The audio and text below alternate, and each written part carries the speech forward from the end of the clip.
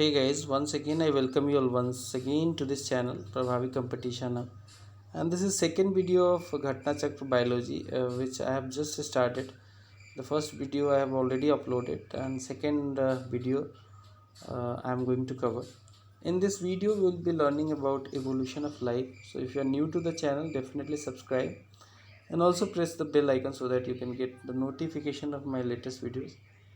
And this again video will be the complete, these videos will be bilingual, Hindi और English दोनों में होगा. And जैसा कि घटना चक्र के बारे में बताऊँ, it is a very important source if you are preparing for science, for any examination, let's say for RRB, for state PSC और UPSC. This is very important. So first we will look into the notes available for evolution of life. पहला point देखते हैं.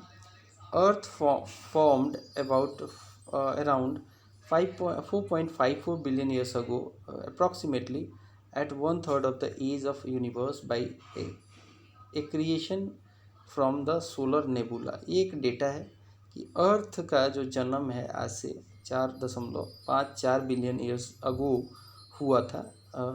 एक solar nebula से ये बना था.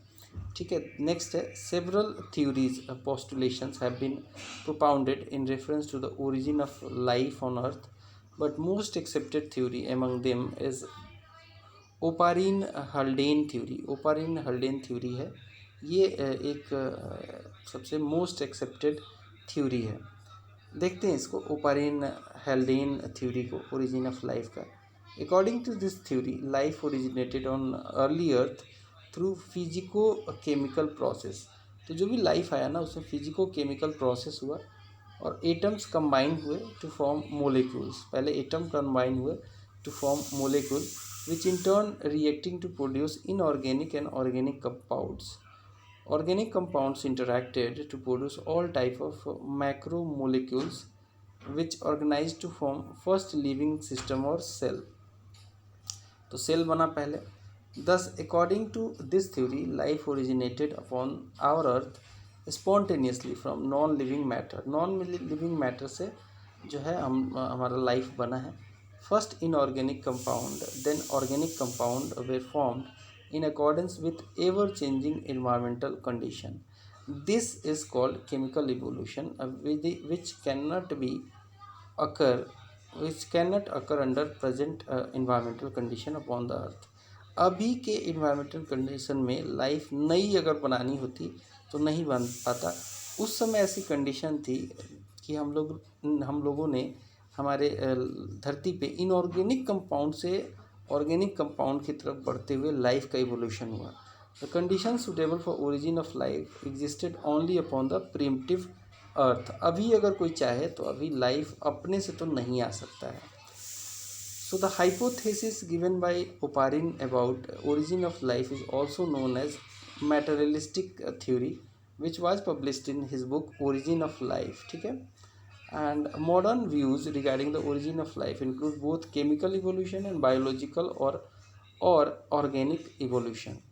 So we will look into the chemical evolution first, that is chemogeny. The atomic phase में घुसते हैं.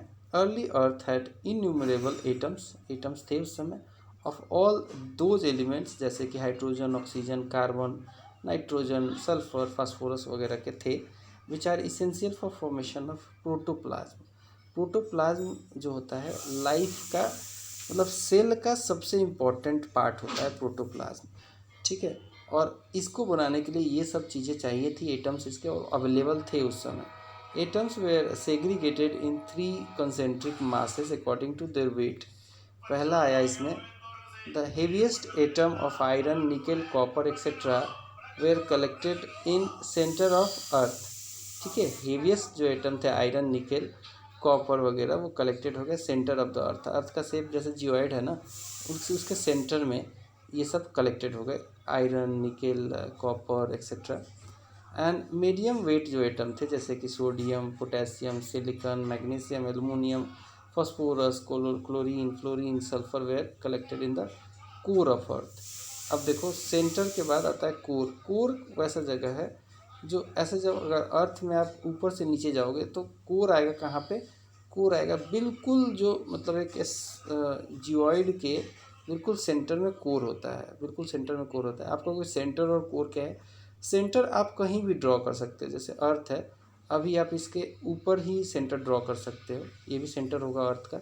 लेकिन कोर जब बोले तो उसमें धरती के अंदर घुस के बिल्कुल जो स्फेयर होगा ना, एक बॉल होगा, जैसे बॉल के अंदर अगर घुस के एक सेंटर उसका ढूंढोगे तो वो हो जाएगा core. Okay, so medium weight atom जो है sodium, potassium, silicon, magnesium, aluminium, phosphorus, chlorine and fluorine, sulphur वगैरह were collected to the core of the earth. Next आता है the lighter atoms of nitrogen, hydrogen, oxygen, carbon formed the primitive atmosphere. तो उस समय क्या था, अर्थ के चारों तरफ जो शुरुआती प्रिमिटिव बहुत इनिशियल स्टेज वाला एटमोसफियर था, उसमें ये जो गैसेस हैं जैसे कि नाइट्रोजन, हाइड्रोजन, ऑक्सीजन, कार्बन वगैरह, वो गैसेस उसको फॉर्म कर दिया। फिर आता है फॉर्मेशन ऑफ इनऑर्गेनिक मॉलिक्यूल्स। अब इनऑर्गेनिक मॉलिक्यूल्स के बारे में समझते हैं, फिर हम आएंगे सिंपल ऑर्गेनिक मॉलिक्यूल के बारे में। ऐसे ऐसे इवोल्यूशन हुआ है लाइफ का, समझते रहना। Free atoms combined to form inorganic molecules such as H2 that is hydrogen, nitrogen N2, H2O water vapor and CH4 methane, NH3 ammonia, CO2 carbon dioxide etc. Hydrogen atoms were most numerous and most reactive in primitive atmosphere. ये सब atmosphere के part बने, inorganic molecule हैं, ये organic नहीं है। Next आता है hydrogen atoms also combined with nitrogen forming ammonia such as NH3, ammonia का फॉर्मूला होता है। So the water and ammonia were probably the first inorganic molecule of primitive earth। तो इससे आपका सवाल सीधा बन सकता है कि इनमें से जैसे क्वेश्चन दे देगा कौन सा probably first inorganic molecule primitive earth का था, तो उसमें अगर वाटर हो तो वाटर कर देना, अमोनिया हो तो अमोनिया कर देना। नेक्स्ट आता है formation of simple organic molecules. The early inorganic molecules interacted the produced simple organic molecules such as simple sugars, ribose, deoxyribose, glucose, etc. Nitrogenous bases, purines, pyrimidines, amino acid, glycerol, fatty acid, etc. Next आता है terrestrial rain. Terrestrial rain must have fallen. उसके बाद बारिश हुई है, terrestrial rain हुआ है। As water rushed down it must have dissolved away and carried with the salt and mineral and ultimately accumulated in the form of oceans। जब ये rain हुआ है तो जो अर्थ पे जो गड्ढे थे ना, वो गड्ढे वो कई सारे मिनरल के साथ जैसे कि सॉल्ट और ये सब वो भर गए और ओशियन फॉर्म हो गया। Thus ancient oceanic water contained large amount of dissolved NH3 that is ammonia, CH4, HCN, nitrites, carbides as well as various gases and elements। और एक और बात यहाँ पे मैं होल्ड करके बता देता हूँ कि सबसे पहले जो लाइफ जो है ना, ये ओशियन में ही पैदा हुआ है, ओशियन में ही पैदा हुआ है, इसलिए ओशियन का यहाँ इंपॉर्टेंस दिखाया गया है। Some external sources must have been acting on the mixture of reactions. These external sources might be solar radiation such as UV rays, X-ray, etc. Energy from electrical discharges like lightning, high energy radiation are other sources of energies, probably unstable isotopes on primitive earth। ये सब एक external sources की तरह act किया है उस समय reaction कराने में, केमिकल रिएक्शन कराने में, जैसे कि सन के द्वारा सोलर रेडिएशन यूवी रे में आया, एक्सरे आया, वो क्या रिएक्शन हो गया वो अभी इसमें हम लोगों को इतना नहीं समझना है, हमें ओवरऑल समझना है। एनर्जी फ्रॉम इलेक्ट्रिकल डिस्चार्ज आया, लाइटनिंग वगैरह से। हाई एनर्जी जैसे बारिश होती है ना, लाइटनिंग होता है, तो वो भी एक एनर्जी ही है लाइटनिंग वाली। हाई एनर्जी रेडिएशन आया are the other source of energy, probably unstable isotope on primitive earth. ठीक है, नेक्स्ट आता है there was no ozone layer at that time in the atmosphere. इसीलिए यूवी रे आसानी से आ गया, बिकॉज यूवी रे अभी रुक जाता है ओजोन लेयर की वजह से, लेकिन उस समय तो ओजोन लेयर था ही नहीं, तो यूवी रे डायरेक्टली आया। A soup like broth of chemical formed in ocean of the early earth. Soup like broth बना, मतलब सूप जैसा होता है ना, सूप आप पीते होंगे, वैसा ही केमिकल फॉर्म हुआ ओशियन में अर्ली अर्थ पे, from which living cells are believe to have appeared. इसी से ऐसा माना जाता है कि लिविंग सेल्स जो हैं इसी से निकले हैं, and they were termed by Haldane as prebiotic soup. Prebiotic soup बोला इसे हेल्डेन ने। Also called the hot dilute soup. Thus, the stage was set for combination of various chemical elements, and once formed, the organic molecules accumulated in water because their degradation was extremely slow in absence of any life or enzyme catalyst. उस समय life और enzyme catalyse तो था नहीं, तो degradation भी नहीं होता था, तो और होता भी होगा तो बहुत स्लो था, बिकॉज हम जानते हैं कि बैक्टीरिया वगैरह बायोडिग्रेड करते हैं कई सारी चीज़ों को और स्कैवेंजर का काम करते हैं। उस समय तो वे थे ही नहीं, तो इसलिए जो डिग्रेडेशन था वो काफ़ी स्लो था। The formed molecules accumulated in ocean bounded by covering forming co-surveys which have the capacity to self-replication. Experimental evidence for abiogenetic molecular evolution of life अब देखेंगे।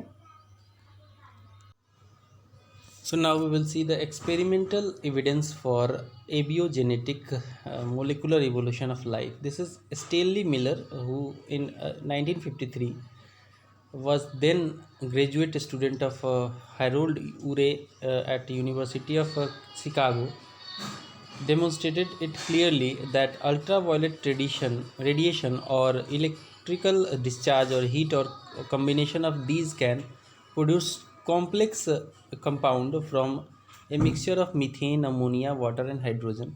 The ratio of methane, ammonia and hydrogen in Miller's experiment was 2:1:2। यहाँ पे 2 है methane, 1 है ammonia और 2 ही है hydrogen का। Miller circulated 4 gases, that is methane, ammonia, hydrogen and water vapor in airtight apparatus and passed electrical discharge in it from electrodes at 800 degrees Celsius. Then he passed the mixture through a condenser.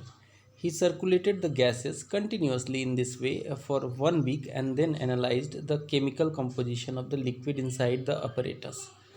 He found a large number of simple organic compounds, including some amino acid such as alanine, glycine, and aspartic acid. Miller conducted the experiment to test the idea that organic molecules could be synthesized in reducing environment. इनका idea यही था कि organic molecule जो है वो synthesise हो सकते हैं in reducing environment. It is considered that the essential building blocks such as nucleotides, amino acid of living organism could thus have formed in primitive earth. तो इनके हिसाब से, इस एक्सपेरिमेंट के हिसाब से मिलर साहब के पता चला कि प्रिमिटिव अर्थ में लिविंग ऑर्गेनिज्म से रिलेटेड इसेंशियल जो बिल्डिंग ब्लॉक है, जैसे कि न्यूक्लियोटाइड्स और एमिनो एसिड जो कि प्रोटीन बनाता है, वो कहीं ना कहीं फॉर्म हुआ है। Early life on Earth formed around 4 billion years ago.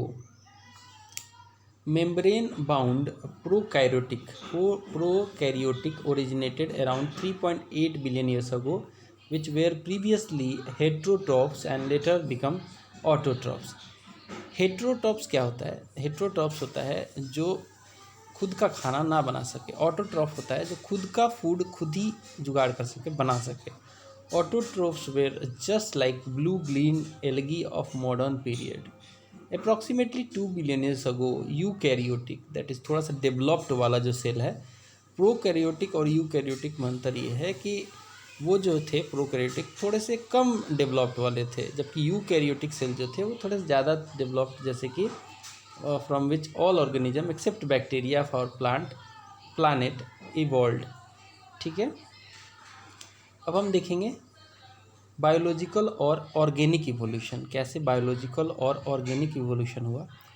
Fundamental presumption and principle of organic evolution के बारे में जानते हैं। The fundamental presumption of organic evolution is the modification of living organism during their descent generation by generation from common ancestor. कैसे modification हुआ है, common ancestor से कई सारे जो है मॉडिफिकेशन हुए हैं ऑर्गेनिज्म में, वो समझने की कोशिश करते हैं। According to the concept of organic evolution, the present day animal and plant have been evolved by process of gradual change. धीरे धीरे चेंज हुआ है, अचानक से चेंज नहीं आ गया है, काफ़ी स्लोली ये चेंज हुआ है in the earlier simple form of life. अभी जो उस समय हम लोगों का लाइफ काफ़ी सिंपल फॉर्म में था, जो भी लाइफ था उस समय, हम लोगों का तो नहीं बोल सकते, लेकिन अभी का जो लाइफ है जैसे कि ह्यूमन बीइंग का है या किसी भी प्राणी का देख लो, it is one of the most complex life which took place in million of year. ये जो फॉर्मेशन हुआ है, जो ग्रेजुअल चेंज हुआ है, it took millions of years. The theories of organic evolution explains convincingly the origin of life. It also explains how the wide variety of plants and animals came into existence in the world. In organic evolution, there are different theories of evolution, but following theories are accepted universally. They are, अब सुनिए, कई सारे theory आए हैं, लेकिन कुछ जो universally accepted हैं उनके बारे में हम लोग जिक्र कर लेते हैं। जैसे theory of inheritance of acquired character, ये लामार्क ने दिया था, लामार्किज्म भी कहते हैं इसको, Lamarckism. Theory of natural selection, Darwin का सिद्धांत है ये, Darwinism. And mutation theory Hugo de varies का है ये। अब एक एक करके इसके बारे में थोड़ा थोड़ा है जान लेते हैं। थ्योरी ऑफ इनहेरिटेंस, या फिर जिसे लामार्किज्म कहते हैं, एक्वायर्ड कैरेक्टर वाला।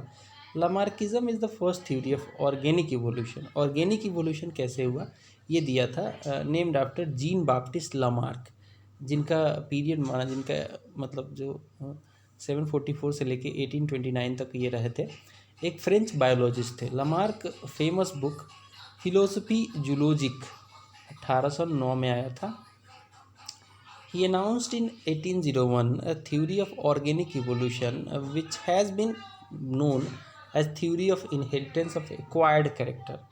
His evolutionary ideas are, अब ये बहुत important है, ध्यान से सुनना, internal force of life tend to increase the size of the organism and because of an inner want new structure appear. अब इन्होंने कहा कि मान लो एक लाइफ है, ये है, इसमें कुछ इंटरनल फोर्स होगा, ये फोर्स इसको कहीं ना कहीं टेंड करता है कि इसके साइज़ को इंक्रीज़ करे, ये साइज़ को इंक्रीज़ करे। एंड ये जो इनर वांट है, इसी की वजह से स्ट्रक्चर्स अपीयर हुए हैं, पहली बात। दूसरी बात है कि the direct environmental effect over living organism, साथ में इन्वायरमेंट जो भी रहा है उसका असर हुआ है इसके डेवलपमेंट में। यूज और डिसयूज ऑफ ऑर्गन, जो ऑर्गन यूज किया गया है वो डेवलप हुआ है, जो नहीं किया गया है वो नहीं डेवलप हुआ है। इनहेरिटेंस ऑफ एक्वायर्ड कैरेक्टर, जो एक्वायर्ड कैरेक्टर है वो इनहेरिटेंस है, मतलब कि मान लो मेरे में कुछ कैरेक्टर आया तो मेरे जो ऑफ स्प्रिंग होंगे, बच्चे होंगे, उनमें भी वो आएगा, that is inheritance of acquired character. Okay, अब इसके एग्जांपल देख लेते हैं। Long neck of giraffe due to lack of surface vegetation, gradually vegetation surface पे उसके लिए नहीं था, तो जिराफ का गर्दन लंबा हो गया, क्योंकि उसे खाना था पेड़ से पत्ते वत्ते, तो उसके गर्दन को लंबा होना था, इसीलिए ये हो गया। ये इंटरनल वांट की वजह से हुआ है, ठीक है। Aquatic birds they had to go to water due to lack of food etc. Some structure web between their toes and developed and wings for fly gradually.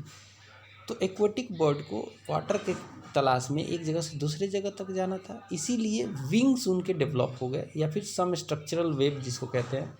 ऐसे जैसे पंख होता है ना, मान लो एक पंछी है, ये सपोज ये पंछी लेते हैं और इसका ये पंख है, रफली बना रहा हूँ, तो ये एक वेब की तरह बन जाता है, आपने देखा होगा, एक वेब की तरह बन जाता है, और इसी वेब की ये बात कर रहा है, ठीक है। Flat fishes, deep sea fishes, ये भी इसी वजह से डेवलप हुआ है। Whales lost their hind limb, क्योंकि ज़रूरत ही नहीं है, जो ज़रूरत है वही है उनके पास।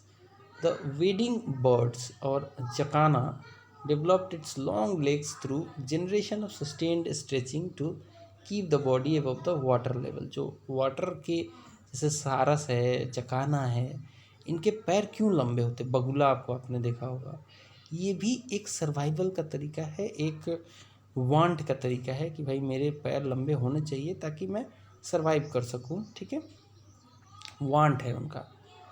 तो ये हो गया आपका लामार्क का थ्योरी। ठीक है, ये पिक्चर में आप देख लेना। ठीक बात है। तो इफ़ेक्ट देख सकते हैं, एक कैसे जिराफ का इवोल्यूशन हुआ है। Short length of forelimb and neck due to less use of organs, abundant availability of grass इसमें रहा होगा, तो इसका जो है गर्दन छोटा रहा होगा। फिर थोड़ा ये ग्रास नीचे ख़त्म हुआ, पेड़ पे पहुंचा तो गर्दन थोड़ी लंबी हो गई, फिर थोड़ी सी और लंबी हो गई, फिर और लंबी और लंबी। ठीक है, ऐसे हुआ है ये डेवलपमेंट। ठीक है, तो giraffe stretch its necks to eat leaves of higher trees. The continuation of habit over an extended period result in gradual lengthening of forelimb and neck. ठीक है, now we will look into the theory of natural selection और Darwinism. Charles Darwin का सिद्धांत। ठीक है, survival of the fittest एक तरीके से कह सकते हो। So the Charles Darwin explained natural selection in his book on the origin of species. बहुत इंपॉर्टेंट है, पूछता है ये किताब किसने लिखी है, पहला सवाल तो यही बन जाएगा, कब लिखी है, 1859। फुल टाइटल है on the origin of species by means of natural selection और preservation of favoured races in struggle for life. ठीक है, चलो, it is considered to be the foundation of evolutionary biology. Okay, ठीक है, अब इसके elements देख लेते हैं, बहुत इंपॉर्टेंट होगा यह, ध्यान से समझना। The universal occurrence of variation, बोला वेरिएशन जो होगा वो यूनिवर्सल होगा। ठीक है, ओवर प्रोडक्शन रैपिड मल्टीप्लिकेशन होगा। द स्ट्रगल फॉर एग्जिस्टेंस, ये मोस्ट इंपॉर्टेंट है। ये जो दो थ्योरी है, स्ट्रगल फॉर एग्जिस्टेंस और survival of the fittest, is the most important. Struggle for existence देख लो, intra specific struggle between same species. मान लीजिए कि कुछ जिराफ हैं, ठीक है, और ये जिराफ की इतनी संख्या हो जाए कि इनके मतलब खुद के बीच में स्ट्रगल हो जाए कि भाई पत्ते मैं खाऊंगा, पत्ते मैं खाऊंगा, तो जो स्ट्रगल होगा इससे भी इनका इवोल्यूशन होता है। ठीक है, so inter specific struggle between different species भी होता है।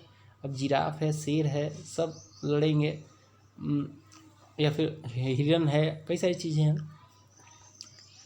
Environmental struggle due to earthquake, tidal wave, burning of volcano and all causes for killing large population. एक दूसरे को ही मार देते हैं लोग, मारा होगा इन्होंने। ठीक है, survival of the fittest, natural selection इसको बोलते हैं।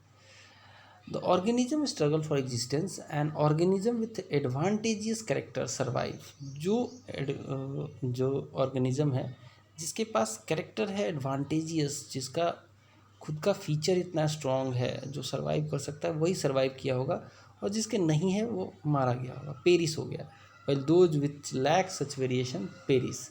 Thus, individual having favorable variation have better chances of living long enough to reproduce. ठीक है, inheritance of useful variation.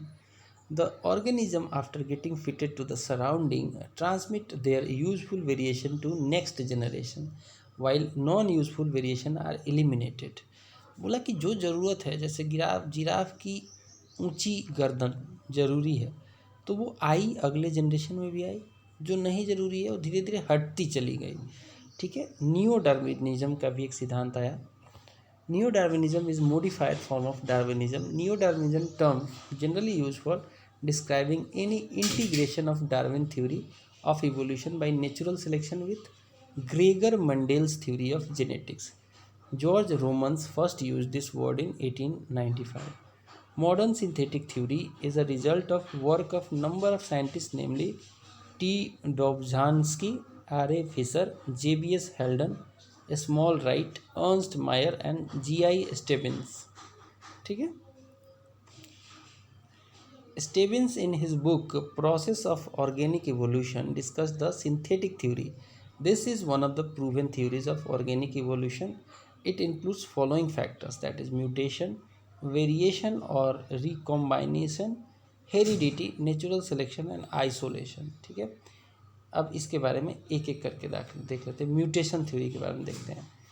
Dutch botanist Hugh D. Veries in his book The Mutation Theory 1901 proposed this theory. He observed the evening primrose Oenthera lamarckiana. He studied this plant, एक plant है ये, in wild form for many years, कई सालों तक ये पढ़ते रहे उसको continuously, and observed certain spontaneous change in some of these wild plants.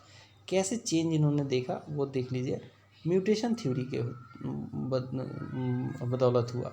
Mutation state theory states that evolution is jerky process where new varieties and species are formed by mutation, discontinuous variation that function a raw material of evolution। Mutation क्या है? रूप बदलना। मतलब कि जैसे अभी देखा होगा ना कि अभी कोरोना वायरस आया था तो उसमें म्यूटेट कर रहा था बहुत ज़्यादा, तुरंत ही अपना रूप बदल दे रहा था, ठीक है। और ये सर्वाइवल का एक तरीका होता है, ठीक है। So the salient feature of mutation देख सकते हैं। Mutation appear all of sudden, they become operational immediately. The same type of mutation can appear in number of individual of species. All mutations are inheritable. Useful mutations are selected by nature. Lethal mutations are eliminated. However, useless and less harmful ones can perish in progeny. Accumulation of variation produce new species. Sometimes a new species is produced from single mutation, ठीक है। Important fact देख लीजिए आप, कुछ important fact है वो देख लीजिए। आर्कपट्रिक्स क्या है? It looks like a bird की तरह दिखता है। It has wings and beak like birds, however its teeth and tail are like those of reptiles. Archaeopteryx is therefore considered as the connecting link between reptiles and birds, thereby suggesting that the birds have evolved from reptiles। एक कहीं ना कहीं एक clue देता है कि जो birds है रेप्टाइल्स से डेवलप हुए हैं। The fossils of archaeopteryx was first discovered from limestone deposits near Solnhofen, Germany. Archaeopteryx lived in late Jurassic period of Mesozoic era around 150 millions ago. अब देखते हैं डायनासोर्स के बारे में। ड्यूरिंग द मेसोजोइक पीरियड में dinosaur थे। बहुत important पूछता है किस पीरियड में थे ये। So the middle life era, life diversified rapidly and giant reptiles, बहुत बड़े बड़े रेप्टाइल्स जो थे वो डायनासोर बन गए। And monsters beast roamed the earth, बहुत बड़े बड़े थे ये, चलते थे तो धरती कांपती थी। The period which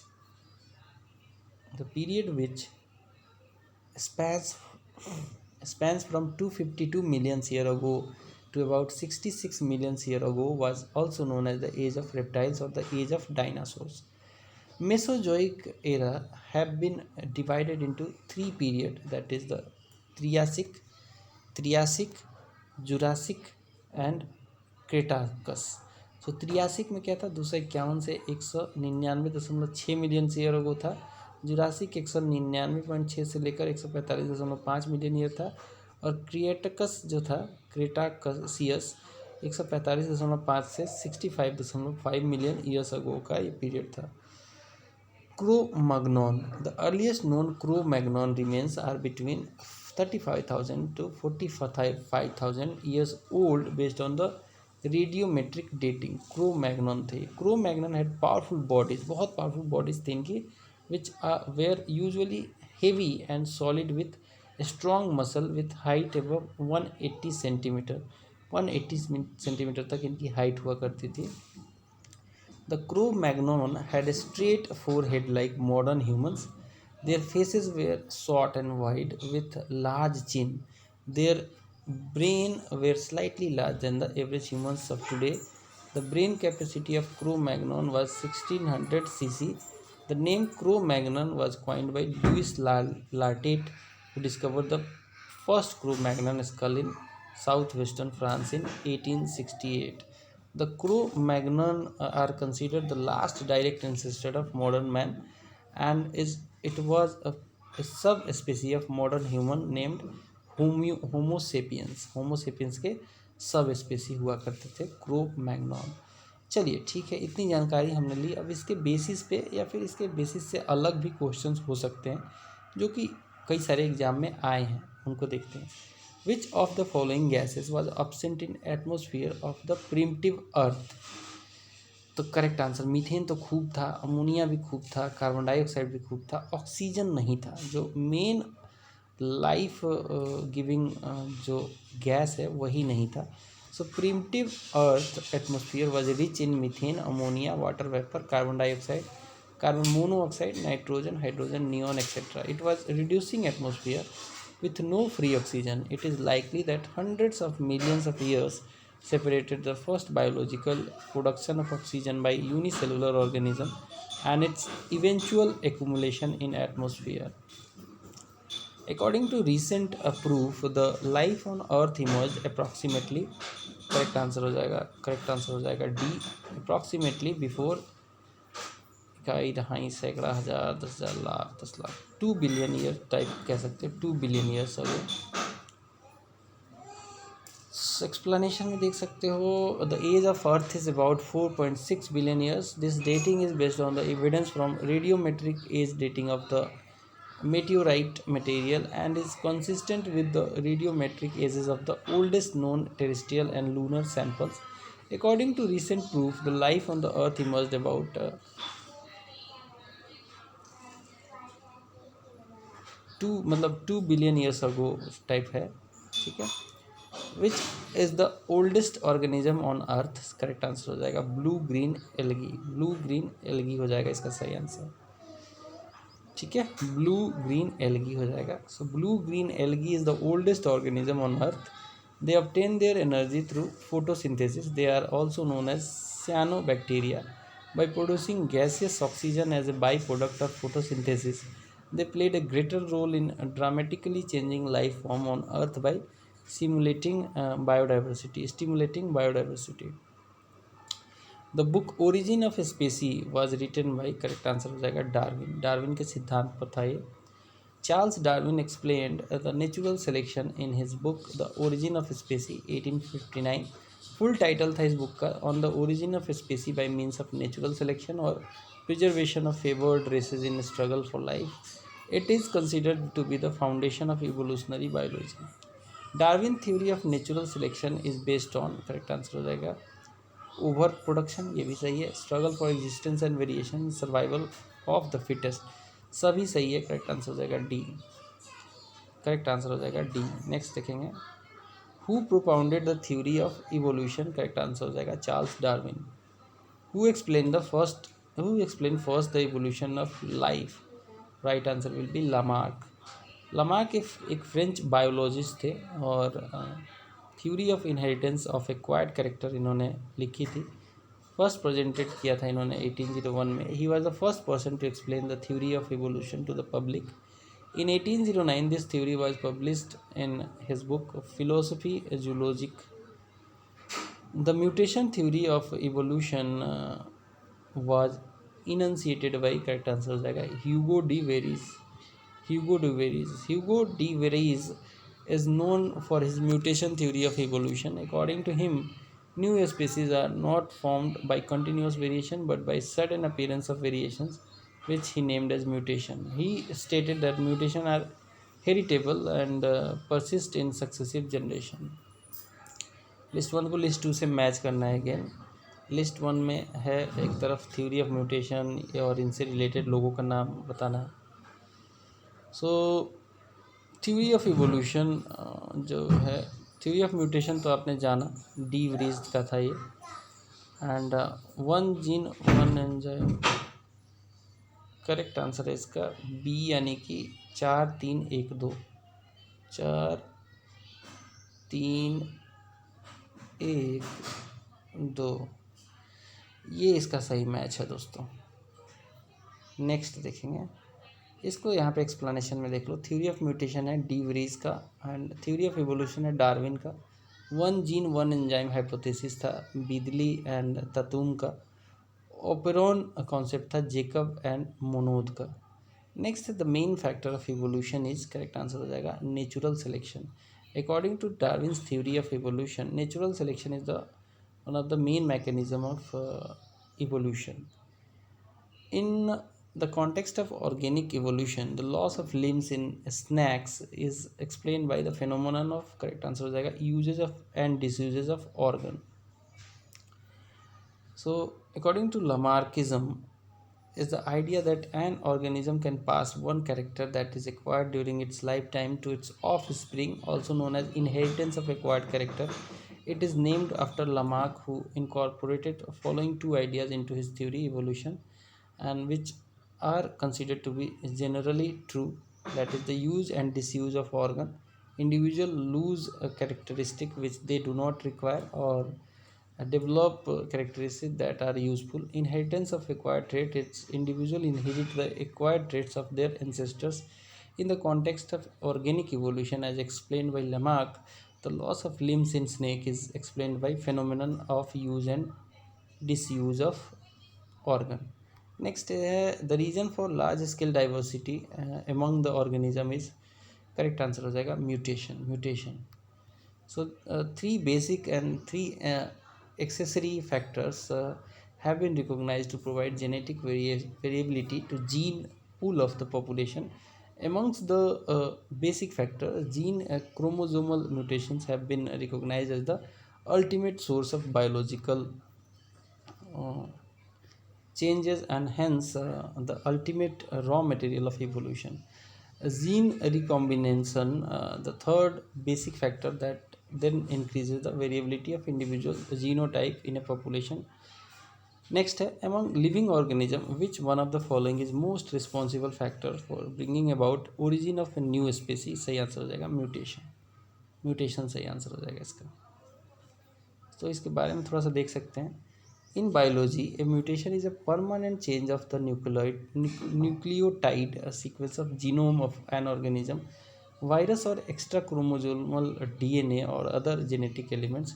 Mutations results from damage to DNA which is not required, or to RNA genomes, typically caused by radiation or chemical mutagens, errors in process of replication, or the form of insertion or deletion of segment of DNA by mobile genetic elements.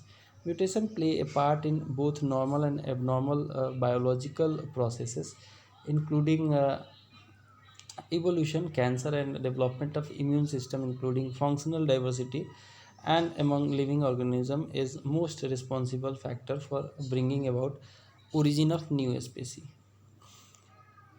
Latest ancestor of modern human is, correct answer हो जाएगा crow Magnon man. अभी हमने इसके बारे में discuss भी किया था. Archaeopteryx is, correct answer हो जाएगा most ancient bird of Jurassic age. ये रेप्टाइल्स टाइप के होते थे, ये बर्ड भी बन गए थे. So archaeopteryx is a connecting link between which of the following classes of animal? So it is reptilia and apes. Correct answer हो जाएगा बी. इसके बीच के थे ये दोनों, इसके बीच के थे ये. Mammoth is ancestor of, correct answer हो जाएगा D, elephant. Extinct mammoth is more closely related to today's African elephant और Asian elephant. Modern elephants are woolly. Mammoths share a common ancestor that lived about 6 million years ago. Dinosaurs were, correct answer हो जाएगा Mesozoic reptile.